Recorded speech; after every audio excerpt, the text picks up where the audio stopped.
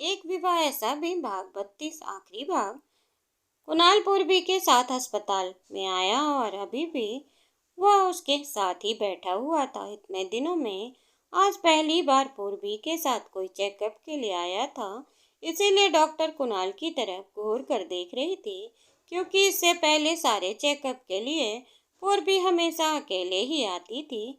Doctor इससे पहले कि कुणाल उसे कुछ पूछ पाती, कुणाल ने कहा, doctor, my self Kunal Kapoor, father of baby. और रिपोर्ट कुणाल के हाथ में थी। डॉक्टर कुणाल के हाथ में फाइल ले ली और उसे ध्यान से देखने लगी। पूर्वी ने कुणाल की तरफ देखते हुए सोचा, सच में अब ये मेरे साथ रहना चाहता है। वो इतनी केयर क्यों कर रहा है? क्या सिर्फ ये बच्चे के लिए? पूर्वी के दिमाग में काफ़ी सारे ख्याल चल रहे थे। तभी डॉक्टर ने पूर्वी का चेकअप करते हुए कहा, पूर्वी, एवरीथिंग इज फाइन। तुम्हें किसी भी बात का स्ट्रेस लेने की ज़रूरत नहीं है। तुम और तुम्हारी बेबी बिल्कुल हेल्दी हैं। बस तुम अपना आपको थोड़ा आराम दो। पूर्वी ने धीरे से हाँ में सिर हिलाया। कुणाल ने डॉक्टर की तरफ देखते हुए पूछा, डॉक्टर, बाकी कोई प्रॉब्लम तो नहीं है ना? डॉक्टर ने अपना सिर हिलाते हुए कहा, नहीं, बस जितना हो सके हेल्दी फूड दीजिए, जिससे ये हेल्दी रहें। डिलीवरी के टाइम इन्हें ब्लड लॉस होने का खतरा न हो। कुणाल ने डॉक्टर से काफ़ी सारी बातें की और वह बिल्कुल एक रिस्पॉन्सिबल हस्बैंड की तरह बिहेव कर रहा था, जो पूर्वी को और भी ज़्यादा कंफ्यूज कर रहा था। थोड़ी देर बाद वो वापस घर आए। पूर्वी सोफे पर आकर बैठ गई। वो थक गई थी। उसके पैरों में काफ़ी ज़्यादा सूजन आ गई थी। वो वहीं सोफे पर ही आराम से तकिया लगाकर अपनी आंखें बंद कर कर बैठ गई। पूर्वी की आंखें बंद थी और वो सोफे पर ही बैठे बैठे सो गई। तभी पूर्वी को अपने पैरों पे हल्की गर्माहट महसूस हुई। जैसे ही पूर्वी ने आंखें खोली, उसने देखा कुणाल उसके पैरों की मालिश कर रहा था। हल्की गर्म मालिश से पूर्वी की सारी थकान उतर रही थी। जैसे ही पूर्वी ने कुणाल के हाथ अपने पैरों पर देखा, उसने तुरंत अपना पैर हटाते हुए कहा, क्या कर रहे हो तुम? कुणाल उसकी तरफ देखकर मुस्कुराते हुए बोला, तुम्हारे पैरों की मसाज। पूर्वी उठ खड़ी हुई और बोली, कोई ज़रूरत नहीं, इतनी ज़्यादा दिखावा मत करो। मुझे तुम्हारे इस दिखावे को हजम करने में दिक्कत हो रही है। कोई इंसान इतना ड्रामेबाज हो सकता है? तुम्हें देखकर मुझे समझ आ रहा है। कुणाल ने अपना सिर हिलाते हुए कहा, नहीं, मैं कोई दिखावा नहीं कर रहा हूँ। पूर्वी ने कुणाल की बात बीच में ही काटते हुए बोली, अच्छा, ये दिखावा नहीं है तो क्या है? मुझे तो बस ये समझ नहीं आ रहा, तुम इतनी ज़्यादा रिस्पॉन्सिबल बिहेव कैसे कर रहे हो? कैसे होता है तुमसे ये सब? क्यों कर रहे हो ये सब? कुणाल ने पूर्वी का हाथ पकड़ते हुए कहा, मैं ज़्यादा कुछ नहीं जानता। मैं बस तुम्हारे साथ चाहता हूँ, वो भी ज़िंदगी भर के लिए। जैसे ही कुणाल ने ये बात कही, पूर्वी उसे घूरने लगी। उसने धीरे से हाँ में सिर हिलाया, चुपचाप अपने कमरे में चली गई। धीरे धीरे 1 महीना बीत गया और पूर्वी का 8वां महीना खत्म होने को आया था। जैसे जैसे वक्त बीत रहा था, पूर्वी कुणाल की तरफ धीरे धीरे नरम होती जा रही थी। अब उसने कुणाल से इधर उधर के सवाल करना बंद कर दिया था और बस अब पूरा ध्यान अपने बच्चे पर रख रही थी। जैसे जैसे डिलीवरी का टाइम आ रहा था, पूर्वी की घबराहट बढ़ती जा रही थी। एक दिन रात में पूर्वी एक अजीब सा सपना देखकर डर गई। उठी और उसका पैर फिसल गया और वो गिरने लगी। कुणाल ने जैसे ही पूर्वी कमरे में कुछ गिरने की आवाज़ सुनी, वो भागते हुए उसके पास आया। उसने पूर्वी का हाथ पकड़ते हुए कहा, क्या कर रही हो तुम? आराम से, अगर तुम्हें कुछ हो जाता है तो? पूर्वी ने अपने पेट को पकड़ते हुए कहा, मुझे पेट में दर्द हो रहा है। कुणाल ने जैसे ही पूर्वी की बात सुनी, वह घबराते हुए बोला, पेट में दर्द?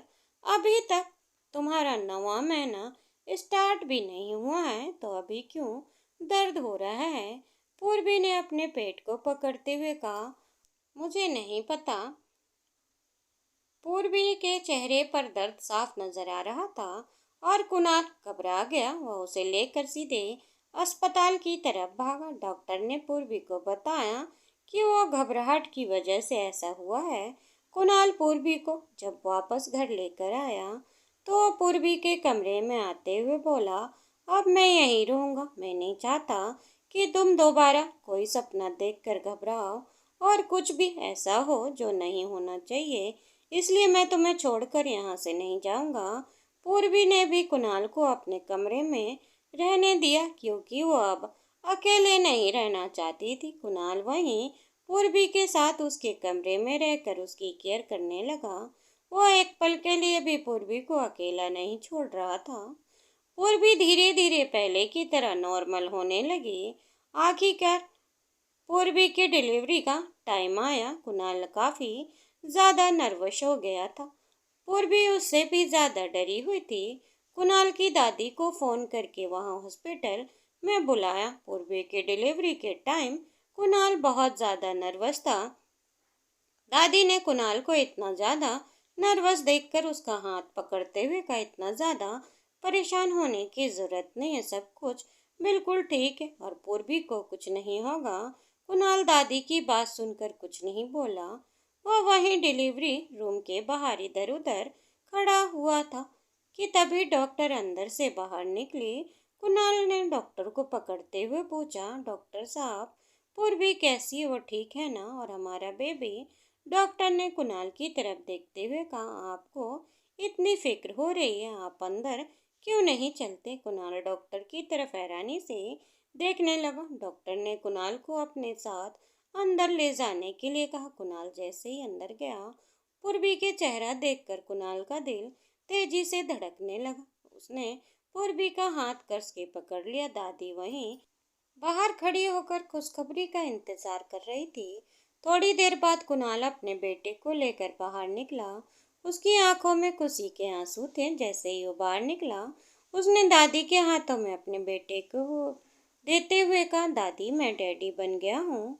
कुणाल बहुत ज्यादा खुश था। सब कुछ बिल्कुल नॉर्मल हुआ। दादी पूर्वी से मिलने आई। उन्होंने पूर्वी का हाथ पकड़ते हुए कहा, पूर्वी तुम्हें पता है कुणाल कितना खुश है, उसने पूरे अस्पताल में मिठाई बंटवाई है।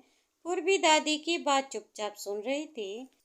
तभी दादी ने पूर्वी का हाथ पकड़ते हुए कहा, बेटा तुमने आज मुझे बहुत बड़ी खुशी दी है। अगर तुमने कुछ और मांगो तो क्या तुम मुझे दोगी?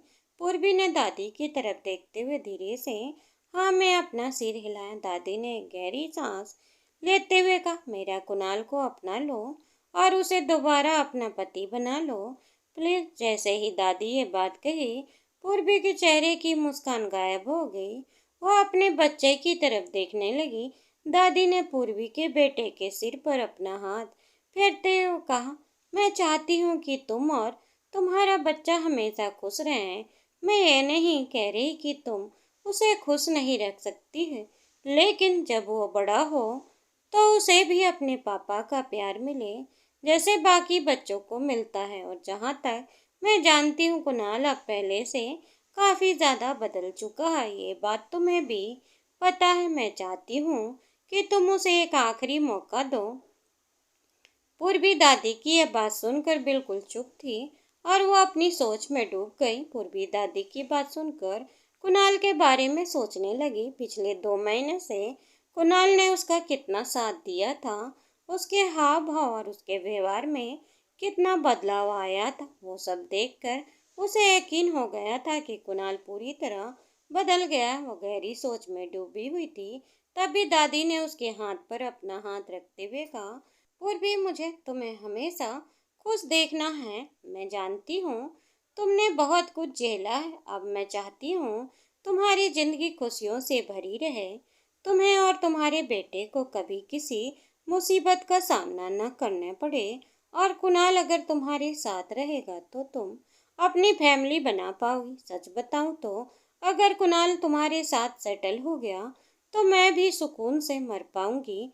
दादी की बात सुनते ही पूर्वी ने उसका हाथ पकड़ते हुए कहा, दादी कैसी बातें कर रही हैं आप? प्लीज ऐसी बातें मत बोला करिए, मुझे बिल्कुल अच्छा नहीं लगता। दादी बोल ही रही थी कि उन्होंने पूर्वी को प्यार से देखते हुए कहा, मैं जानती हूँ बेटा, तुम मुझे बहुत प्यार करती हो, लेकिन अगर मैं तुमसे कुछ मांगूं तो क्या तुम मुझे दोगी?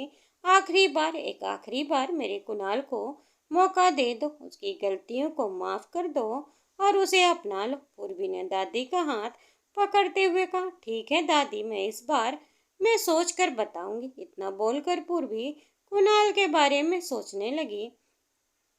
तभी कुणाल अंदर आया। उसने दादी की तरफ देखते हुए कहा, चलिए दादी, काफी रात हो गई है, मैं आपको घर छोड़ाता हूँ। और वैसे भी मैं नहीं चाहता कि आप यहाँ अस्पताल में सारी रात रहें, आप काफी थक गई होंगी।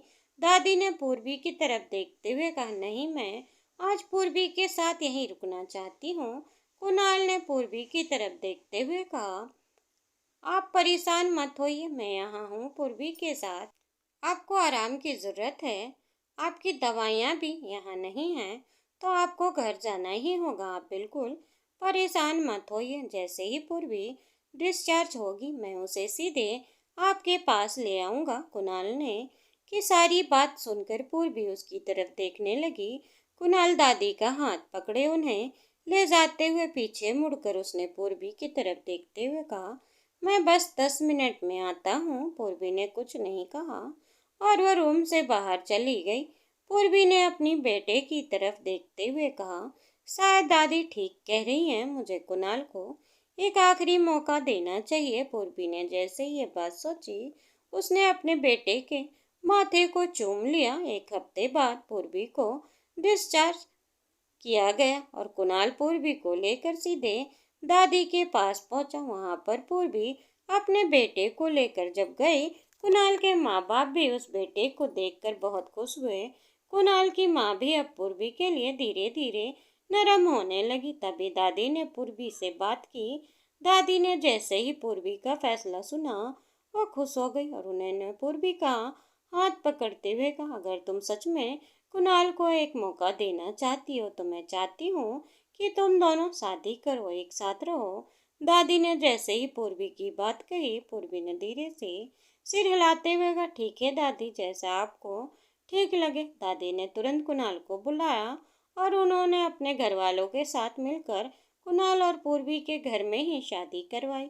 उसके बाद कुणाल पूर्वी के साथ खुशी खुशी रहने लगा, लेकिन उनकी दोबारा शादी के 2 महीने बाद ही दादी की डेथ हो गई। दादी की डेथ के बाद पूर्वी काफी ज्यादा टूट गई। पूर्वी ने कुणाल का हाथ पकड़ते हुए कहा, कुणाल, मुझे यहाँ नहीं रहना, मैं जब तक यहाँ रहूंगी मुझे दादी की याद आती रहेगी, प्लीज यहाँ से चलो। पूर्वी की बात सुनकर कुणाल अपने माँ बाप के बारे में सोचने लगा। पूर्वी ने कहा, कुणाल, मैं आज तक तुमसे कुछ नहीं मांगा है, लेकिन प्लीज मेरी ये बात सुन लो, मुझे यहाँ नहीं रहना है। पूर्वी यहाँ पर नहीं रुकना चाहती थी, इसलिए कुणाल ने उसकी बात मानते हुए कहा, ठीक है, जैसा तुम्हें ठीक लगे मैं वैसा ही करूँगा। अगर तुम चाहती हो कि मैं तुम्हारे साथ चलूँ तो ठीक है, हम यहाँ से चलेंगे। इतना बोलकर कुणाल ने अपने माँ बाप से बात की और वह पूर्वी को लेकर उसी शहर में आया जहाँ पर पूर्वी पहले रहती थी। धीरे धीरे पूर्वी और कुणाल एक दूसरे के साथ खुश रहने लगे। उसके बाद उन्होंने अपना फ्लैट लिया और वहीं पर हमेशा के लिए शिफ्ट हो गए। फ्लैशबैक खत्म। Present time. पूर्वी रात को बेड पर लेटी हुई ये सारी बातें सोच रही थी। उसने अपने बगल में लेटे हुए कुणाल की तरफ देखा, उसके माथे को चूम लिया। पूर्वी कुणाल के सीने पर अपना सिर रख कर लेटी हुई थी और ये सारी बातें सोचते हुए उसे दादी की याद आने लगी। वो उठकर सीधे अपने कमरे से बाहर निकली और हॉल में लगी हुई दादी की फोटो, जिस पर हार चढ़ा हुआ था, उसे सामने खड़ी हुई। उसने एक गहरी सांस लेते हुए कहा, दादी, मैं आपको बहुत मिस करती हूँ, लेकिन अब इन सारी चीज़ों को देखते हुए मुझे इस बात की बड़ी खुशी होती है कि आखिरी आपने हमेशा मेरे बारे में अच्छा ही सोचा।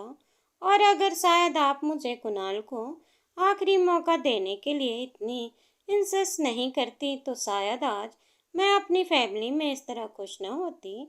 पूर्वी दादी की तस्वीर के सामने खड़े होकर ये सारी बातें बोल ही रही थी। थोड़ी देर बाद वो वापस कमरे में आकर लेट गई और सो गई। अगले दिन सुबह कुणाल की आंख खुली और उसने देखा पूर्वी गहरी नींद में सो रही थी। उसने पूर्वी के गाल पर किस करते हुए कहा, गुड मॉर्निंग। नींद भरी आंखें खोलकर जमाई लेते हुए पूर्वी ने कुणाल को गुड मॉर्निंग का जवाब दिया और उसे वापस अपनी आंखें बंद कर ली। कुणाल पूर्वी को ऐसे करता देख हल्का सा मुस्कुराया, फिर उठकर सीधे वॉशरूम की तरफ चला गया। थोड़ी देर बाद और रूम से बाहर निकला और वापस रूम में अंदर आया। उसने क्रिस के गाल पर हाथ रखकर उसे उठाते हुए कहा, Chris come on, get up my baby. Kunal अपने बेटे को उठा रहा था। पूर्वी भी नहीं उठी थी। कुणाल उसके बगल में जाकर उसके हाथ को पकड़ते हुए बोला, तुम भी उठो जान। पूर्वी ने आंख मलते हुए कुणाल की तरफ देखा। कुणाल अपने हाथ में पकड़े हुए रोज फ्लावर को उसके हाथ में देते हुए कहा, गुड मॉर्निंग माय लव। पूर्वी धीरे से मुस्कुराई। उसने गुलाब के फूल को कसकर अपने हाथ में पकड़ लिया और बेड पर उठकर बैठ गई। कुणाल ने उसे कॉफी का कप देते हुए कहा, ये लो कॉफी पी लो, आँख खुल जाएगी तुम्हारी। और क्यों देर तक जागती हो? पूर्वी ने जवाब में कुछ नहीं कहा। वह सिर्फ कुणाल की तरफ देखकर मुस्कुराई। कुणाल ने उसके माथे को चूमते हुए कहा, बताओ ब्रेकफास्ट में क्या खाओगी? आज मैं ब्रेकफास्ट बनाने वाला हूँ पूर्वी। कुणाल इतना बोलकर खड़ा हुआ। पूर्वी ने कहा, नहीं तुम रहने दो, मैं बना लूंगी। कुणाल ने कहा, अब अगर मैंने तुम्हारे लिए इतना कुकिंग सीखी है तो कभी तो मुझे कुकिंग करने दिया करो। बोलो क्या खाओगी? पूर्वी ने मुस्कुराते हुए कहा, जो तुम बनाना चाहो बना लो, मैं सब खा लूंगी। पूर्वी की यह बात सुनकर कुणाल उठ खड़ा हुआ और सीधे किचन की तरफ चला गया। पूर्वी ने क्रिस को अपनी गोद में उठाया, उसे लेकर वॉशरूम के अंदर चली गई। उसने क्रिस को रेडी किया और खुद फ्रेश होकर किचन में आई। उसने देखा कुणाल उसके और अपने लिए सैंडविच बनाया हुआ था। पूर्वी वहीं खड़ी होकर उसे देखने लगी। तभी वह दूध का गिलास लेकर आया और उसे क्रिश की प्लेट के सामने रखते हुए बोला, चलो प्लीज जल्दी से अपना दूध फिनिश करो। और तुम खड़ी क्यों हो? बैठो, ब्रेकफास्ट ठंडा हो रहा है। पूर्वी वहीं बैठकर कुणाल को बड़े प्यार से देखने लगी। वो दोनों साथ में ब्रेकफास्ट कर रहे थे। तभी कुणाल ने पूर्वी की तरफ देखा और उसने पूर्वी का हाथ पर अपना हाथ रखते हुए बोला, तो तुमने कुछ सोचा? पूर्वी कुणाल की आवाज़ सुनकर उसे देखते हुए बोली, किस बारे में? क्या सोचना था? कुणाल पूर्वी को शरारत भरी नजरों से देखते हुए बोला, मैंने तुमसे कहा था ना कि वो क्रिश के लिए एक छोटा भाई या छोटी बहन ला दे तो कैसा रहेगा? पूर्वी ने कुणाल की बात सुनी और उसे घूरते हुए देखने लगी। कुणाल ने क्रिस का हाथ पकड़ते हुए कहा, क्रिस बेटा, आपको छोटा भाई चाहिए बहन? क्रिस ने कुणाल को घूरते हुए देखा तो कुणाल ने कहा, आप मुझसे हमेशा बोलते हो ना कि आपको अपने खेलने के लिए पार्टनर चाहिए, तो बताओ आपको क्या चाहिए? क्रिस कुणाल की बात सुनकर खुश होते हुए बोला, डैडी मुझे मेरी छोटी बहन चाहिए। कुणाल उसकी बात सुनकर मुस्कुराया और उसने पूर्वी का हाथ को पकड़ते हुए कहा, लो अब तो तुम्हारे बेटे को भी अपनी बहन चाहिए, तो क्या अपनी छोटी सी विश तुम पूरा नहीं कर सकती? पूर्वी नजरें झुकाते हुए कहा, नहीं बिल्कुल भी नहीं। और अब तुम बात करना बंद करो, मुझे ऑफिस जल्दी जाना। जल्दी से ब्रेकफास्ट फिनिश करो और ऑफिस के लिए निकलो। इतना बोलकर पूर्वी वापस अपना ब्रेकफास्ट करने लगी। थोड़ी देर में कुणाल ब्रेकफास्ट फिनिश किया और अपना लैपटॉप बैग पर रखते हुए पूर्वी की तरफ देखने लगा। पूर्वी वहीं पर चुपचाप खड़ी थी। तभी कुणाल उसके पास आया। उसने पूर्वी के गाल को चूमते हुए बोला, जल्दी से डिसाइड कर लो, मैं काम खत्म करके जल्दी आ जाऊंगा। पूर्वी ने धीरे से अपना सिर हिलाया। कुणाल वहां से चला गया। पूर्वी उसकी कही बात के बारे में सोचने लगी। तभी पूर्वी का फोन बजा, जो कि ऑफिस से था, और वह अपना फोन उठाकर बात करने में बिजी हो गई। कुणाल शाम को वापस घर आया। डिनर बन चुका था। कुणाल काफी ज्यादा थका हुआ था। ऑफिस से वापस आकर सीधे अपने सोफे पर बैठ गया। क्रिस कुणाल को देखकर भागते हुए उसके पास आकर बोला, डैडी आप बहुत टाइट हो क्या? कुणाल ने क्रिस को अपनी गोद में उठाते हुए कहा, नहीं, किसने कहा? डैडी बिल्कुल भी टायर्ड नहीं है, वो आपके साथ डिनर के बाद खेलेंगे, ओके। कुणाल सोफे पर वापस आराम से बैठ गया। तभी पूर्वी ने कुणाल को पानी का गिलास देते हुए कहा, क्या हुआ, ज्यादा काम था क्या आज ऑफिस में? कुणाल ने नाम में सिर हिलाते हुए कहा, नहीं, ऑफिस में ज्यादा काम नहीं था एक्चुअली। आज मैंने कल की सारी मीटिंग को फाइनल कर दिया, इसीलिए बस थोड़ा सा सिर दर्द हो रहा है। एक्चुअली कल मैंने सोचा था कि तुम्हारे और क्रिस के साथ पूरा दिन बिताऊंगा, आज थोड़ी सी मेहनत ज़्यादा कर ली। पूर्वी ने कुणाल के सिर पर अपने हाथ रखकर उसके बालों के अंदर अपनी उंगलियों को घुमाते हुए कहा, मसाज कर दूं, सिर दर्द कम हो जाएगा। कुणाल ने पूर्वी का हाथ पकड़कर उसके हाथ को चूमते हुए कहा, तुम्हें देखकर ही सिर दर्द बिल्कुल कम हो गया है। इतना बोलकर वो पूर्वी को किस करने के लिए उसके करीब आया और उसके होठों पर किस करने ही जा रहा था कि तभी क्रिस वहां पर आ गया। कुणाल पूर्वी को किस करते करते रुक गया। पूर्वी भी मुस्कुराते हुए उठकर खड़ी हुई और उसने धीरे से कहा, जाओ जाकर फ्रेश हो जाओ, तब तक डिनर लगाती हूँ मैं। कुणाल उठा और फ्रेश होकर आने के बाद उन दोनों ने डिनर फिनिश किया। कुणाल क्रिस के साथ खेल रहा था। खेलते खेलते क्रिस सो गया। कुणाल ने क्रिस को उसके रूम में सुलाया और वह पूर्वी को ढूंढने लगा। पूर्वी किचन में अपना सारा काम समेट रही थी। तभी कुणाल किचन में आया। उसने पूर्वी को पीछे से अपने गले लगाते हुए कहा, कितना काम करती हो तुम, छोड़ो, जितना काम बचा है वह मैं कर दूंगा। इतना बोलकर उसने पूर्वी के गर्दन पर किस किया। पूर्वी उसका हाथ पकड़ते हुए बोले, क्या कर रहे हो कुणाल? कुणाल ने मुस्कुराते हुए कहा, अपनी वाइफ को प्यार कर रहा हूँ। इतना बोलकर उसने पूर्वी को अपनी गोद में उठाया, उसे लेकर सीधे बेडरूम की तरफ चला गया। पूर्वी कुणाल के चेहरे की तरफ देखकर मुस्कुराई। कुणाल जैसे ही रूम के अंदर आया, उसने पूर्वी को बड़े प्यार से पेट पर लिटाया, उसके फोरहेड पर अपने होंठ रखकर उसे किस करते हुए उसके कमर को छूने लगा। पूर्वी कुणाल की तरफ देखकर मुस्कुराई। फिर कुणाल ने उसके गर्दन पर किस किया और उसके कान के पास जाकर धीमी आवाज में कहा, अब बस भी करो, शर्माना। और वैसे भी क्रिस बड़ा हो रहा है, उसे भाई बहन की जरूरत तो होगी ही। आखिर कब तक वो अकेला रहेगा? पूर्वी कुणाल की तरफ देखकर मुस्कुराए। उसने धीरे से अपना सिर हिलाया। कुणाल पूर्वी को किस करते करते उसकी पूरी बॉडी को टच करने लगा।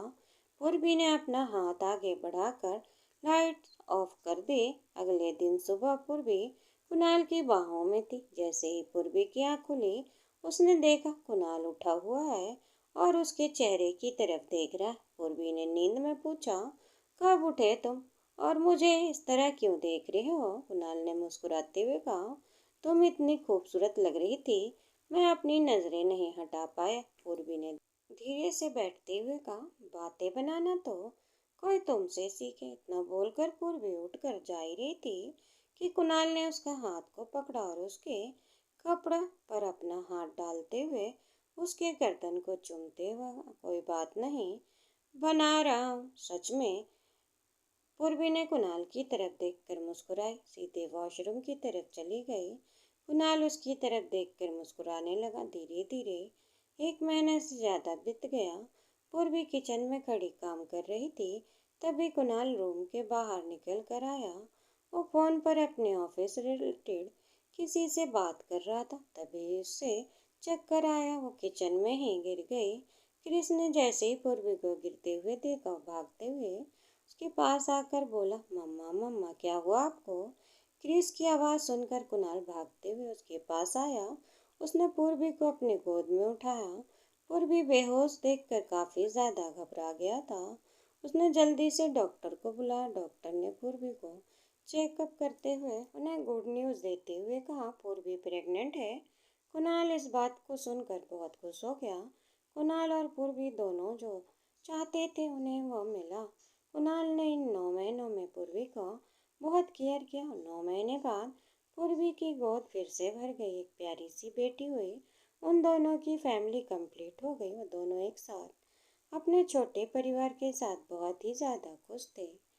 दोस्तों, उम्मीद करती हूँ आपको ये कहानी पसंद आई होगी। कहानी पसंद आई हो तो वीडियो को ज़्यादा से ज़्यादा लाइक, चैनल पर नए हो तो चैनल को सब्सक्राइब करना ना भूलें और हमें कमेंट करके ज़रूर बताएं।